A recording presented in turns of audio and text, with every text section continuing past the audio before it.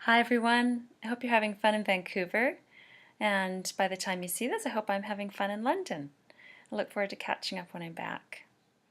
I get to introduce team effectiveness models and why we think they matter, why it's important for our service to have a guiding model so that we can do incredible work together with our teams. I think team effectiveness is really quite important and to have a model that helps us figure out what to focus on because without that, we're all going to naturally focus on what we typically focus on. We're going to see what we see, we're going to do what we do, and it might work or it might not. So, most of us are trained to see relationships and relationship dynamics. Less of us, or it's just not quite as easy, fewer of us, to see the actual structure that that dynamic is embedded in.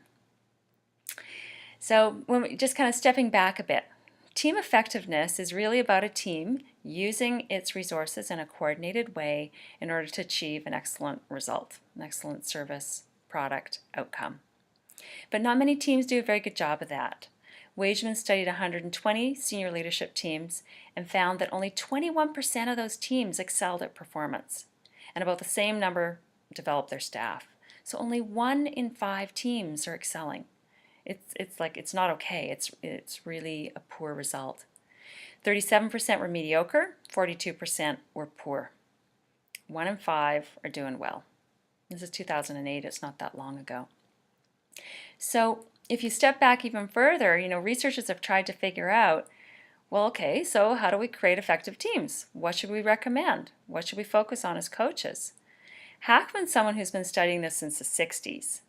And it's fascinating to follow his process and path to see where he got to so the rest of us don't reinvent the wheel. Hackman started a master's degree where he figured if he could figure out the magic formula, what created effectiveness, he'd have achieved his dream and goal. He'd been taught an IPO model, which is actually, it underpins most team effectiveness models, stands for the input, leads to a process, leads to an output. The input being how you set up a team to begin with, its structures, organizational resources and supports, how big's the team, how's it going to work together, all that design we know creates about 60 to 70% of the effectiveness now. That leads to the process, so how the team is doing their work, what their, the communication, the culture, the feeling in the room, the ways we interact in order to achieve our O, the output, the outcome, the business product, and success in relationship actually can be an output as well. So Hackman thought, okay, I'm going to figure this out, because he loved modeling. He actually tried to be a therapist, didn't work so well. So he went back to modeling. So his master's was the I and the O. He thought, I won't do the process part. So he did a master's degree in this research study that very clearly showed that certain inputs lead to certain outputs. His colleague Tony Morris did process leads to output. Both were brilliant studies, both had great effects. They went, okay, we're almost there. Let's do a dual dissertation, pull it together, we'll have the magic formula. We'll know what to recommend teams focus on in order to be effective and high performing. So they pulled their studies together and did these fancy statistical analysis and no correlation. So they did a little bit more simple statistical, correlation, not quite so powerful, still no correlation. No matter how they sliced the pie, they could not show the I leads to the P leads to the O. They couldn't come up with a model. Hackman's pulling out his hair like, this is ridiculous. There must be something that helps teams perform better. So fast forward all the way to really in the last 10 years, and Hackman now concludes, along with Wageman, the best you can do that might help a team succeed is to focus on conditions, essential and enabling conditions. Focus really on the front load, the front end loading on what kind of effective design and structure you can put into place for that team. In our world, that's like really coach the leader around how do you want your team to look? What's your vision? What's the structure that matches that vision? What can you put in place?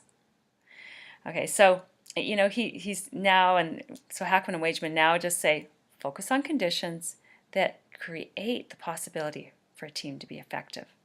Because teams are these incredible social organisms. They're really not linear.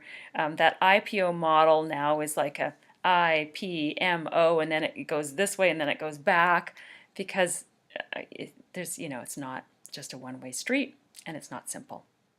Tons of studies show this factor, that factor, a zillion factors can create effectiveness, but no one factor is going to work for every team. Teams develop their own special ways of being together and working together.